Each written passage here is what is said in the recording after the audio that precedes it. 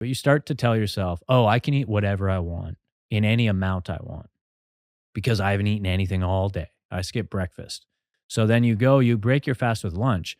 You're hungry, obviously. So you get hungry eyes where you're like, oh man, I'll just eat anything.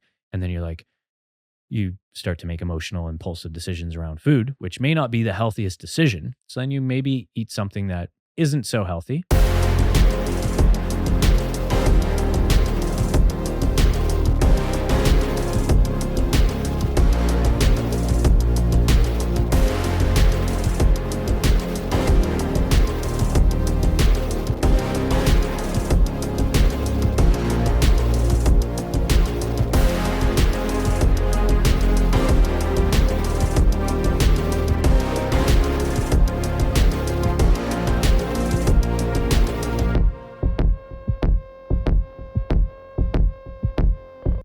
All right, guys, we are back, and we're back with an episode all about one thing and one thing only: intermittent fasting. This is one, people ask me this all the time. People ask me about intermittent fasting. Tim, what do you think about intermittent fasting? Should I do intermittent fasting? I'm trying to lose weight. I do intermittent fasting. It works great. I do intermittent fasting. It sucks. No, no one really says that. Most people who do intermittent fasting like it. Some don't, I'm sure. I've done it in the past. I did it for a while. But yeah, it's quite common. And I'm going to give you the lowdown. I'm going to give you the lowdown on intermittent fasting. And I'm basically going to just tell you the pros, tell you the cons, and some other fun facts about it. But it's you from all that information, you can kind of take this and you can apply it to your own life. If you're someone like maybe you've done it in the past, but you're like, I don't know if I should do that. Or if you have some type of goal, be it fat loss or something else, and you're like, I wonder if I should do intermittent fasting, but I don't really know. There's a lot of stuff online. There's a lot of information out there. And so I'm going to just lay out some stuff simply here for you. And then you can kind of take from it what you want.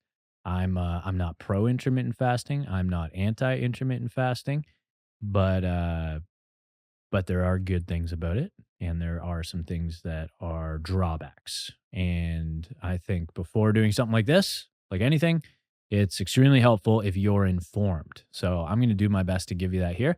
I probably won't cover everything, but I'll cover the big rocks on it at the very least, and that should help you. I did intermittent fasting a while ago. 2016 to 2018, 2015 to 2017, somewhere in that range. Did it for like year and a half, something like that. And I found it quite helpful for what I was trying to do at the time. I've always naturally been a leaner person, smaller build, and I was trying to get lean. I was trying to get lean. I was trying to stay lean. I want to have abs, and that was my main goal. That was my primary objective. And with that being the goal, intermittent fasting at the time was something where I'm like, cool, I'll try that. I'd bought in previously to a bunch of what I know now is bogus, but stuff around the fasting, the science around the fasting, or at least the proposed or claimed science around the fasting, usually is stuff about like cellular autophagy and growth hormone increases and things like this. Those are like the two most popular ones, although there's probably others. And I'll get to that in a bit, but it's actually not that helpful. Little things like that. I think, before I get into the intermittent fasting, the fasting in general, I think has a lot of use cases in regards to more like things outside of fitness. So maybe managing autoimmune diseases or like a certain phase in maybe treating some type of autoimmune disease. So if you're utilizing um, what do they call it? An elimination diet. If you have to go through an elimination diet to figure out like what foods you don't react well to, an elimination diet can be very, very helpful. And in order to do that, you may have to do a fast beforehand to do that, and that's fine. There's also, I think, utility in fasting for spiritual purposes, if that's up your alley. But in regards to fitness, muscle building, fat loss, which is mostly the stuff that I deal with professionally with clients and most of the stuff that I care about personally for myself as well. with like general health being still kind of the umbrella objective here. Um, that's kind of where intermittent fasting falls. And with intermittent fasting, I think it's important to kind of define what that is. What is intermittent fasting? There's a lot of ways to probably define this because ultimately it's not a diet. Intermittent fasting is a eating structure because it doesn't tell you what to eat. The rules of IF, of intermittent fasting, is just about when to eat. Um, so it doesn't tell you how much and it doesn't tell you what.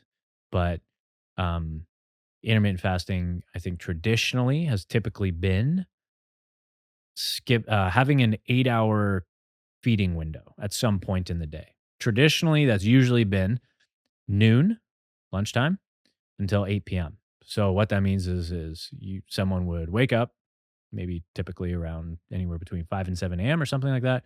Wake up and they would fast, no food, no calories until noon. And then at noon, they would break their fast. Again, it's like a mini fast basically, right? Because ideally they would have slept for around 8 hours, then they fasted another 8 hours. So they fasted for, well, does that make sense? 8 hours, however long that would be. But they would fasted for a chunk of hours until noon. And then skipping breakfast is essentially what they would have done. So skip breakfast, break their fast at lunch, have their first meal, and then maybe they'll eat another small meal in the afternoon and then have dinner. And then maybe they have dinner at 6 or 7 and then stop before 8 or something like that. And that ends up being an 8 hour feeding window. Maybe I kind of gave you the idea of like having 3 meals there, but maybe it's just two. I think I ended up doing a bit of both of those. But again, intermittent fasting doesn't tell you that, right? Intermittent fasting, at least how it's laid out, is just the time you have a feeding window and you have a fasting window. And you typically have if you have 24 hours in a day, then you have a 16-hour fasting window and you have an 8 hour feeding window. So traditionally it's been noon to 8, but that could be any time. You could move that 8 hour feeding window whenever you wanted. And I guess really you can make up your own rules. I remember for me, I played around with extending that that fasting window in the morning, pushing that to like 2, 3, or 4 p.m. So pretty late in the day. And then still stopping at like 8 or 9 p.m. So that feeding window was, 4 or 5 hours. So a lot smaller. Um, and yeah, that's kind of as far as like defining what intermittent fasting is, that kind of breaks it down. Um, the again, it's one of those things where you can kind of just make up your own rules, really, right? But traditionally, that's what we're working with is 16-8. So 16 fasting, 8 feeding window, whenever that ends up being. Um, let's go through some of the pros. Some of the reasons why IF could be helpful. First one, and this is actually probably the best use case for it, is and probably the biggest reason and the most popular reason why people will use it for weight loss purposes. Intermittent fasting is very good at calorie control. So if you're usually eating, think about it like this, just hypothetically. If you're usually eating breakfast, lunch, and dinner, you probably have some snacks in there as well. But just for argument's sake, we'll say you eat 3 times a day. Then all of a sudden, what you do is you take out breakfast. Now you're minus however many calories that breakfast was. You are now eating less food. You are now eating less calories. So if you're trying to control those calories, traditionally, what you could do from a fat loss perspective is you could just eat less food at breakfast, eat less food at lunch, eat less food at dinner. Now you've had less calories over the whole day. But what intermittent fasting does is you could keep lunch and dinner around the same, but just skip your breakfast, and all of a sudden you've eaten way less calories overall in the day. So that's one of the reasons that intermittent fasting can be helpful. It's calorie control, how much you're actually eating. It decreases that just by skipping a meal. Second one here, it helps you be fuller at meals because, like what I said before, traditionally you could just pull back on some of the food at meal one, meal two, meal three. But instead of doing that, if you're skipping meal one, you can still keep meal two and meal three relatively large. So you don't have to pull away the calories at meal two, meal three. And you can be full for meal two and meal three. And that could be attractive for some people, understandably so. If you're trying to reduce calories and you're trying to lose weight, feeling full is a great feeling and definitely a feeling that you want. Um, whether it's a good idea or not kind of depends on the person and, caveats of everything involved with them. But regardless, if you're trying to pull away and reduce calories, being full sounds pretty freaking awesome. So being able to eat large meals and be full at those meals while still losing weight and reducing those calories, then intermittent fasting helps you do that. Third one here, if you're skipping a meal, if you're skipping one whole meal, so if you're eating 3 times a day, again, for argument's sake, we'll use that meal one, meal two, meal three. If you are cooking all three of those meals, presumably you are, even if you're not going to take out, then you have to spend money and time to do that. Regardless, you will spend less resources cooking or getting food. 33% less time, right? If it's 3 meals, then one third of your time, if you're skipping one of those meals, is now opened up completely. So you don't have to spend time, money, or energy on that at all. So that can be attractive as well, and that would be one of the advantages. The fourth reason that intermittent fasting can be helpful, the fourth pro, are other subjective mental benefits. So I said subjective mental benefits because these aren't really measurable and they aren't really specific, but people will report these. And these are things like increased mental acuity, increased mental energy just in general, better focus. I mean, those are kind of, I guess, kind of the main ones, really. I'm sure there's some other ones that people have, but it's usually around cognition. And a lot of times people have breakfast and like, oh, I feel sluggish after. That probably has more to do with other lifestyle factors like hydration, sleep, stress, and what they're actually eating. Maybe they're just nutrition is trash. But regardless, this is something that some people notice. So when they skip breakfast and they get into that kind of fasting state until lunch, sometimes they can kind of, especially if they're a workhorse, they can kind of just not think about food. They know they don't have to think about it for the next however many hours until lunch, and they can sometimes getting into that space where they are not thinking about food at all because they know they don't have to because it's like I've already chosen I'm not going to eat until noon. They can sometimes get into a state where they just flow with their work or whatever. For some people, they don't notice that. Sometimes it drags them down, but whatever. But this is why it's kind of subjective. So, but these, regardless, if I'm going to lay out the pros, that is one of the pros. So, if we're being honest about that, some people report that, and that's fine. Um, I think they're typically, personally, I think they're typically overstated, and I don't think the subjective mental benefits are always necessarily worth it. For some people, they are, but for some people, I don't think. I think they could get the same mental benefits that they notice from fasting or the intermittent fasting in the morning. I think they could get the same thing from like decreasing alcohol, maybe managing their stimulant use, like caffeine, sleeping better, managing stress better, and improving the actual quality of their nutrition. If they did that, they'd probably honestly get the exact same mental benefits in cognition, performance, or better, to be honest. So yeah, those are kind of the main pros that I've kind of found in most people that have done it. I have clients that do it. I don't think I actually have any clients that do it right now. Um, I wouldn't use it as a tool for most clients. Usually if a client uses it, it's something that they prefer. And then when I'm coaching them, all of my coaching is kind of fills the gap around that. But I don't get them to not do intermittent fasting if this is something that they feel strongly about. If someone doesn't regularly eat breakfast, they're not intermittent fasting by choice. They just have a very chaotic, unstructured life.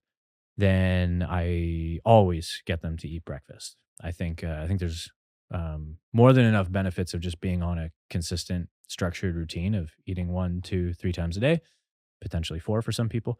But I think having that routine is better for most people. But I have had clients in the past use intermittent fasting, and they enjoyed it. So, and that was fine. Some of the cons. These are some of the drawbacks. Some of the reasons that intermittent fasting may not be so good, and a lot of this will depend on the person. Same with the pros too, right? But this is important to understand because some of these drawbacks are actually serious. So, and what I mean by that is that they can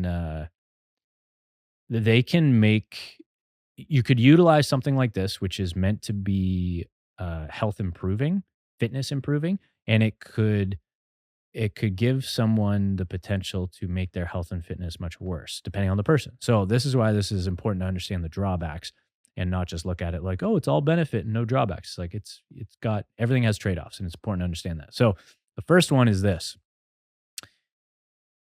and this depends on the person, but the first drawback is this: intermittent fasting can trigger binge eating with some people. And if you are prone to binge eating disorder, or just forget about disorder, if you are prone to overeating, and that is something that you find challenging, is to stop eating at an appropriate time, and you at an appropriate time while you're enjoying the meal, and you eat until stuffed very, very often, you have a hard time stopping at a healthy point, then intermittent fasting may not be a good idea for you, because what happens is, in practice, is you go, and I experienced this myself. I'm not very prone to binging, but it was weird because I almost was encouraged to do it in a way, just by nature of how IF is set up.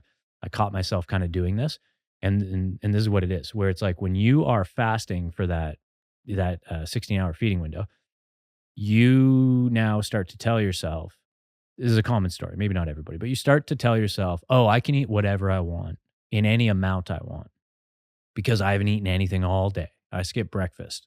So then you go, you break your fast with lunch. You're hungry, obviously. So you get hungry eyes where you're like, oh man, I'll just eat anything. And then you're like, you start to make emotional, impulsive decisions around food, which may not be the healthiest decision. So then you maybe eat something that isn't so healthy, or you do. Maybe you do eat something that's healthy. But regardless, what happens is the habit of binging can be can be kind of become present because, again, you've had that story you've been telling yourself all morning of like, oh, I've skipped a whole meal. I can eat whatever I want. I've barely eaten. I can eat whatever I want. And then you end up, or I can eat however much I want as well. So then you end up sitting down to break that fast with whatever that meal is, healthy or not. And then you end up gorging yourself and not paying attention to how you feel, completely being disconnected from your fullness cues and your own biology, not being present with the meal, and then blowing right past your point of satiation. And that would have been the point where you're satisfied and comfortably and healthily full, adequately nourished. And now you've gone past that point. And most people know what that's like, because I should say everybody's probably done that at some point where you eat way too much. Usually after, like, all you can eat sushi is a very common one. Any type of buffet or all you can eat type meal is going to be like that. Maybe Thanksgiving dinner, that's a super common one where you got to go lie down after. Usually it's just from eating too much food, and just pushing way too far past full. And intermittent fasting can encourage this indirectly. So that is something to understand. So if you're someone who is prone to that, I think you should be honest about that. There's nothing bad about you for that. There's nothing wrong with you about that. It's just part of you, and that's okay. But if you are prone to that, that is something that you can improve. But it'll be much harder to improve that if you also do intermittent fasting. So I would, uh, I would, I would recommend caution in that regard. The second drawback here is, especially in the presence of muscle building, but certainly still important in the presence of trying to lose fat, which is intermittent fasting makes it much harder to get adequate protein intake. And the reason for this is because you only have so much time now to get in the appropriate amount of food that you end up usually sacrificing protein. So, you think about it as an example, you're, say you're a 200-pound male, and we're probably going to want you to eat close to a gram per pound of body weight, or maybe a little bit under. So maybe that ends up being 180 to 200 grams per pound of body weight. And to do that, that means you're going to need whatever that is. What's 60 grams at least of protein per meal. Now, if you're eating 3 times a day, you just go 60 grams, 60 grams, 60 grams, and that's going to get you to 180 grams of protein. Now, that's going to be a lot harder if you only eat twice a day and you only have so much time to do that. Um, right? If you only have 8 hours, 8 hour eating window to fill that, to get that food in, to get that protein in, then it just makes it a million times more challenging. So that's something to really consider, because protein is extremely important in fat loss scenarios. And it's even more important, if not the same, but if not more important in muscle building scenarios, because you're going to need adequate amino acids, which come from protein. So a lot of people want to build muscle and they want to maintain leanness, and you can do that without intermittent fasting. But intermittent fasting definitely helps you stay lean. but you're probably going to sacrifice protein, um, at least for most people. So that's something to consider. Is it doesn't make it impossible to get enough protein, but it certainly makes it harder. Next one here. The third drawback is I guess is kind of a play on the last one that I just said, but it's not ideal for building muscle. It's not ideal for building muscle because of the previous drawback I just said of not or of making it harder, I should say, to get adequate protein intake. But if you're trying to build muscle, you need adequate calories in general. You don't just need enough protein. You need enough protein. You need enough calories. You need enough fats. You need enough total calories.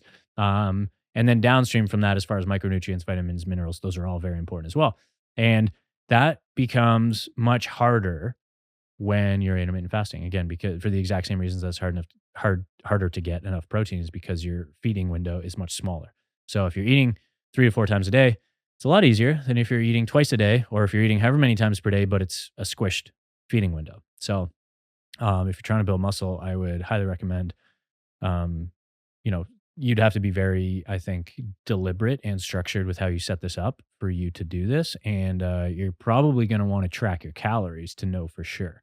You're certainly going to want to track your weight and track visual changes with progress photos to actually know as well.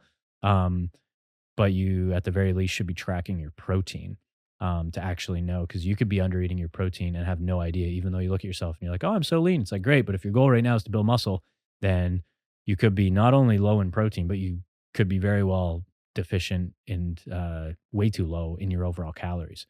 The next drawback here, um, this is something that's a little bit more. Um,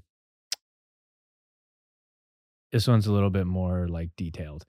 The It is something to consider, but it's just something to be aware of, I think, because and this is one that's probably actually less common, or at least less commonly talked about and less commonly known. But you got to understand that there are hormonal changes that happen with fasting at all.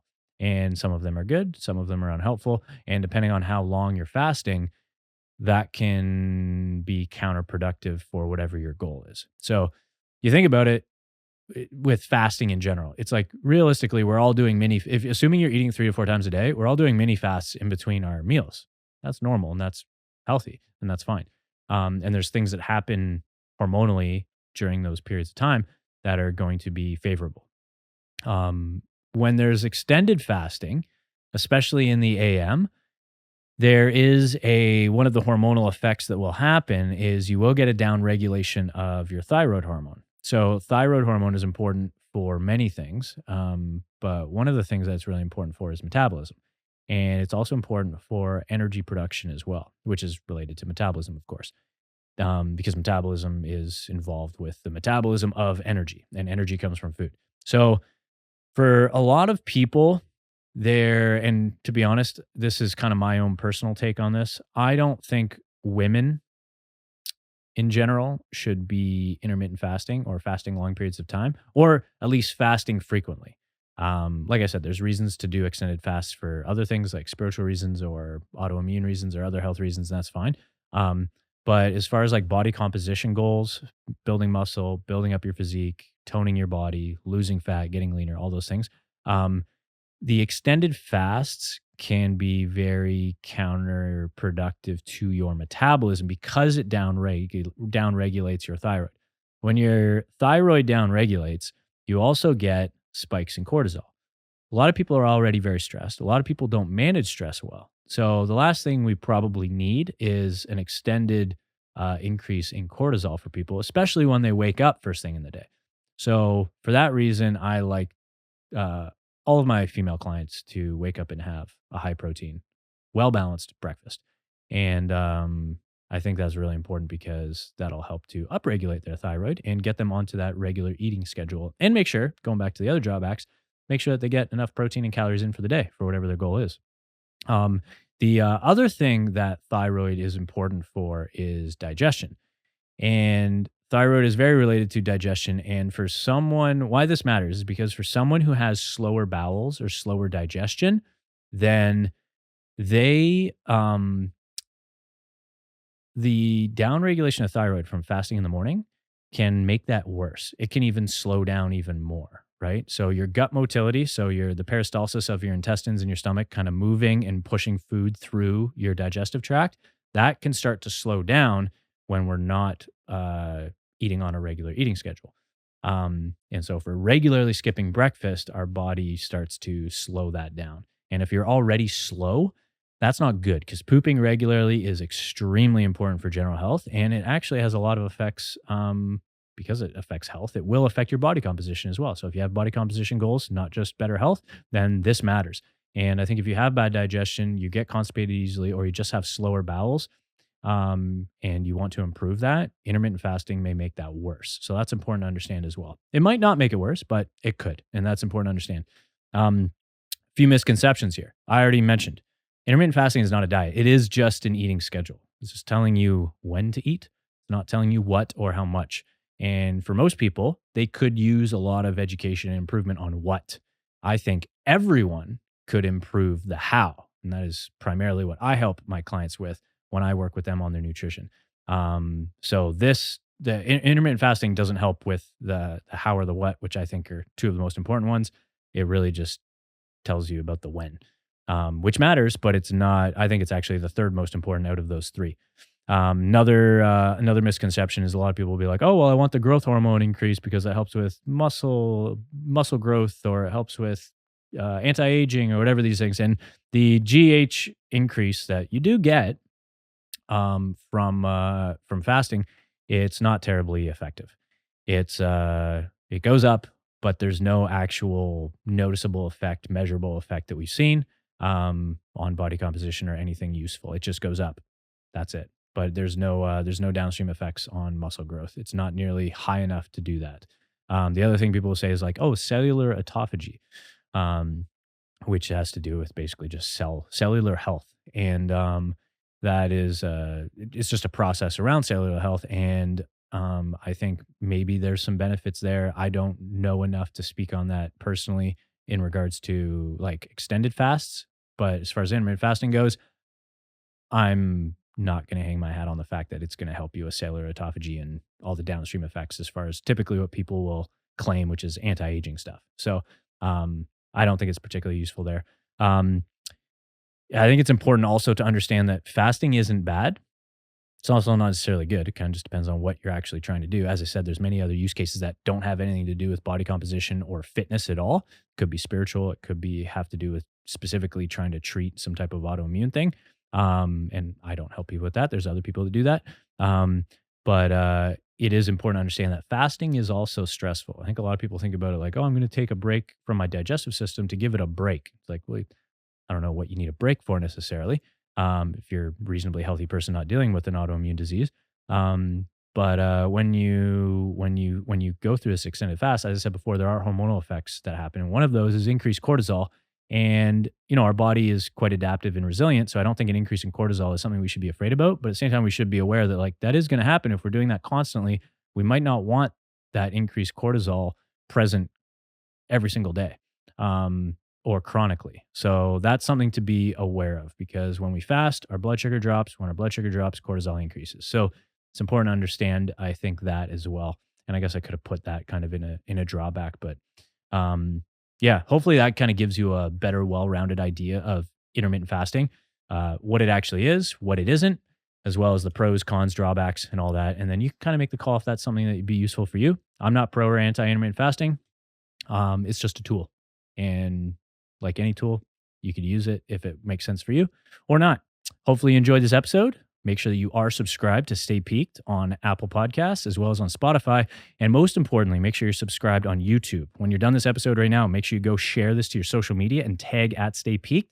And make sure you tag me at Tim_MSHC so I see it and I can reshare that mother effer. And yeah, we'll be back soon, guys. Thanks a lot for following. Thanks a lot for watching. Talk to you soon.